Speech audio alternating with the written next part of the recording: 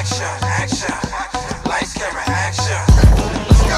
Lights, camera, action, action. Pop up a little, pop up a little. I'm Mark Ramsey, and I'm talking to Gil Edwards. Gil is the Vice President of Content for Quaker Media. We're going to find out about Quaker Media in a second, but why am I talking to Gil?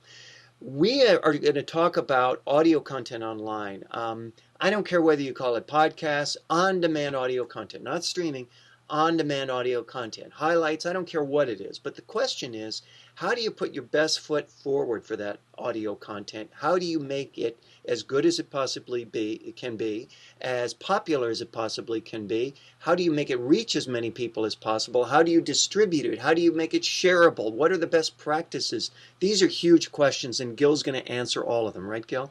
I'm going to do my best. The premise is that whether audio or video, I don't care. Content online only matters if it is easy to consume, if it is popular, if it's easy to share with others. These are the parameters. If it's easy to be searched for in Google, these are the kinds of parameters that define quality content, right? Correct. And as I was digging into these sites, I just kept finding situation after situation where I kept saying, man, this can be better. This can be better. This doesn't have to be this way. And I think it was specific to some posts that you had made on monetizing podcasts, which I think is almost a partner problem. It's a parallel problem to what's going on. If the primary method of you delivering audio at a radio station website is by generating hour-long podcast after podcast after podcast and putting them into pages of content that are optimized for RSS delivery, downloadable content to your computer, it's going to be increasingly more difficult for you to compete. And when I say, and audio is different from video. It will always be different. And we've talked a lot about how to improve that audio experience, or even to make that audio experience a video experience, right? To improve that whole thing. Radio itself is missing a pretty big opportunity just in terms of how to optimize that entire experience. Okay, well, let's get painfully specific here. You've got some items that you've bulleted, ways for radio to optimize that experience and leverage its advantage in audio in a digital platform. Let's go through some of those.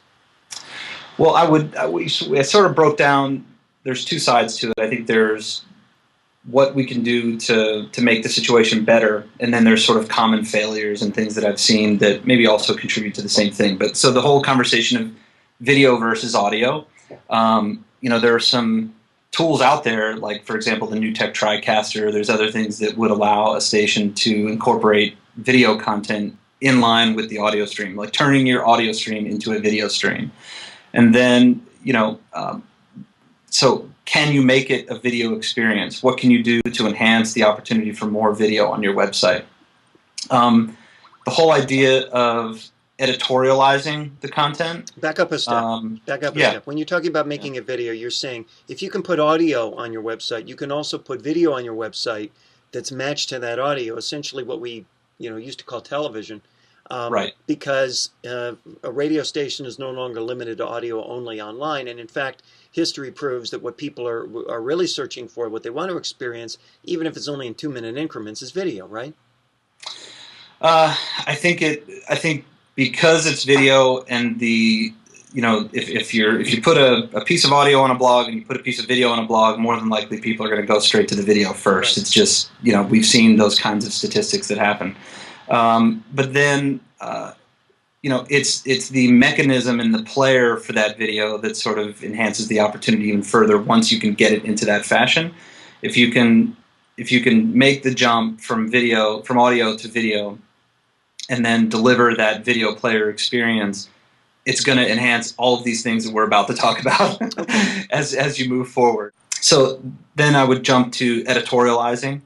How many clicks does it take to get to the audio? Do you have to go to the station homepage, and do you go to the podcasting tab, and then from there you pick your show, and from there you get the list of 100 files long that you can pick from. And then once you pick the content you want to watch, many times on big stations, you get this experience where it clicks into a blank, Safari page or a QuickTime player where it's just a piece of audio that downloads to your hard drive. And now you're not only not on the station website anymore, you're in a separate player environment that doesn't even, give you the opportunity to deliver an in-stream ad once it's already downloaded to your hard drive.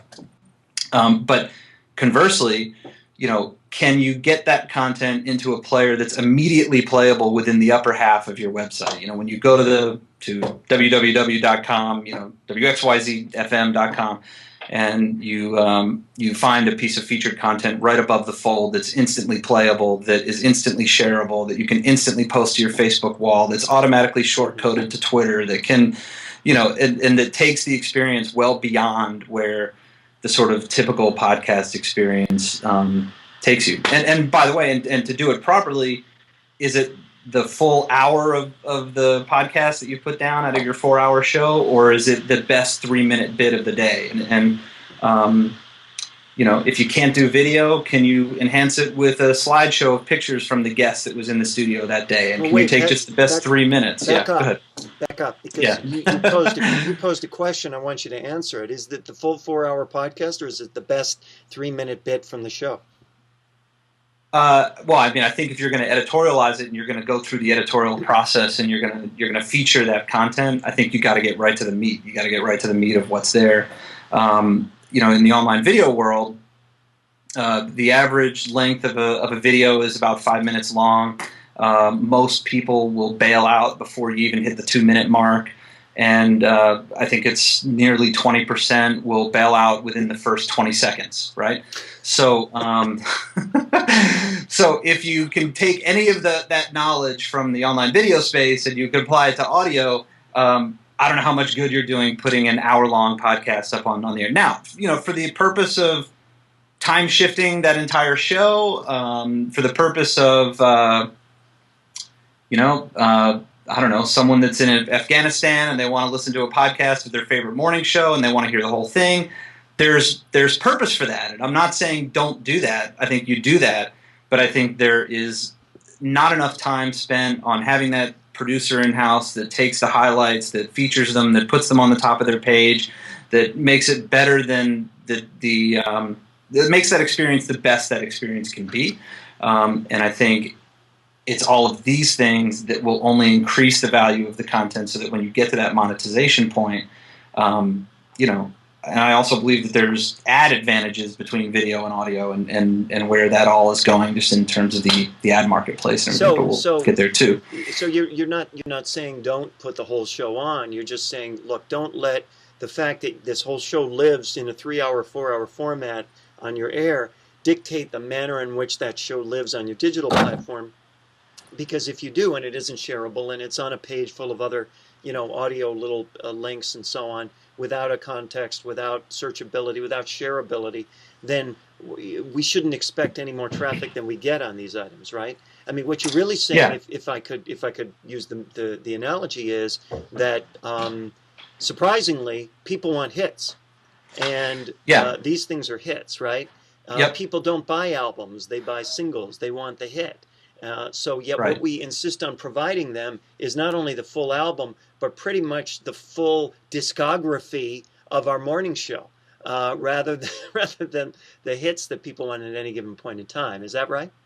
Yeah, exactly. And I think that sure, there's a lot of people that will take that RSS feed and they'll put it into their iTunes or the way they manage their podcasts, and it will automatically download every day for them, and maybe they'll move them to their portable device.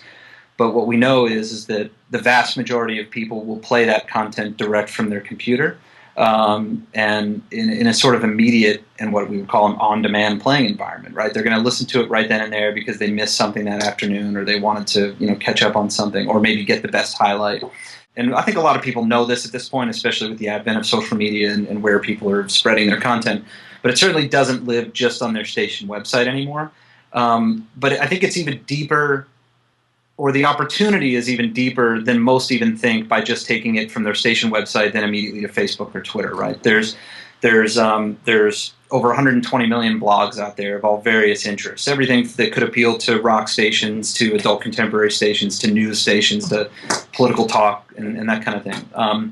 So there's blog distribution, there's your own website, there's social, which would include everything from Facebook and Twitter to than microblog sites like Tumblr. And then if you can play in the video world, or frankly, I have seen audio uploaded via YouTube because I think of the shareability of the platform. I think people do it, and sometimes you notice radio station content being uploaded to YouTube by users because that's how they share content, right? And I'll even take it a step further and connect it back to the blog example. How about when I go to PerezHilton.com and I see a Howard Stern audio clip via YouTube, via a user, not necessarily the Howard Stern show themselves, right? And that's because that person is a fan. They heard something that they liked. They recorded it, and they went through the hassle of uploading it, putting it to YouTube. Why? Because they wanted to post it on their Facebook page, or they wanted to post it in their blog. I've seen radio posts. The message there is, the easier you make it for people to share what interests them, the more apt they are to share what interests them. This is not creating a wheel here. This is well-known internet truth. Oh, yeah, right? Absolutely. And it's a game of influencers as well. For example, when we would do our daily distribution practices at Red Lasso, what would happen on a daily basis is we would get a piece of content that had value to a particular market set. It was a piece of political content. What do we do to make sure that the editors of the biggest political blogs out there had access to that content? When the Huffington Post posts an audio or video clip from Glenn Beck, not only how does that happen, are you a part of that process? Can you see that process? And then the next part of that would be the dynamic effects of what happens when you get that content within the influencers and where it goes from there. So if Perez Hilton posts a clip, what comes next? What did Tyler Durden do? What did Jezebel.com? Maybe TMZ picks it up. And then there's this spread beyond. And that really is sort of some of the science behind the whole viral aspect of it. We're assuming, by the way, that all this content, audio or video content, if it's audio with video attached, is monetizable, obviously, because there's a pre-roll, there's some kind of advertising overlay on this stuff that makes it advantageous for you to spread that beyond the parameters of your own website and even your own audience, right? Yeah, exactly. So, sure, there are solutions out there for monetizing podcasts, stream insertion type, but the idea of being able to insert a hard-coded ad that into an audio podcast in the traditional sense, where, if you're lucky, that gets downloaded with the content on your computer, you miss out on a lot, right? And I just keep going back to this. There's kind of this inferiority with audio and the way that it's delivered currently today, not the way that it could be delivered, because there are better audio players out there. But oddly enough, mostly with the exception of, I think, NPR, mostly being developed outside of the radio space. I think, I'll just jump quickly to the maybe standard failures list, or things that as I go around and I look at the sites and I see things or see opportunities, let's look at them as opportunities. These are places where we can do things even better. So how many clicks does it take to get to the content? How well is it featured? Do you have embeddable players? Is there social sharing built directly within the content player experience? Not within the page that it sits on your podcast page, but actually within the content itself. Are there direct player links for the individual content? Is that content searchable? Is it discoverable? What about related content? Do you have ways of pooling? If you've interviewed the Foo Fighters 3 different times and you go to play a piece of on-demand content for an interview with the Foo Fighters, are the other 3 opportunities there that are immediately discoverable? We found there's all kinds of research on related clips. If you encounter an embedded YouTube clip on a blog, there is science behind how many people will click that related content to get additional experiences out of the same lead as you come into the content.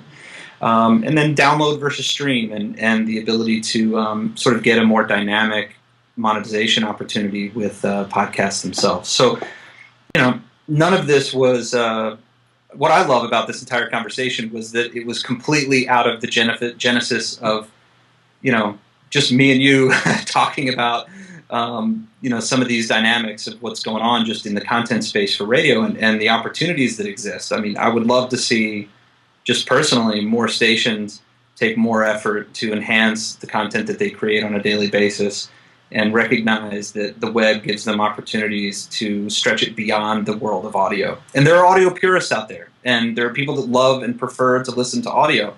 and that's fine. But we're in the business of growing with the times and advancing with technology as it moves along, and you don't want to get sort of left behind. And I think there's certainly an opportunity for that. That's great input, some great hints at best practices on how to make audio much more than that on the digital platform, all from Gil Edwards, Vice President of Content for Quaker Media. Gil, thank you so much. Thanks, Mark. Yeah, appreciate it. Loved it.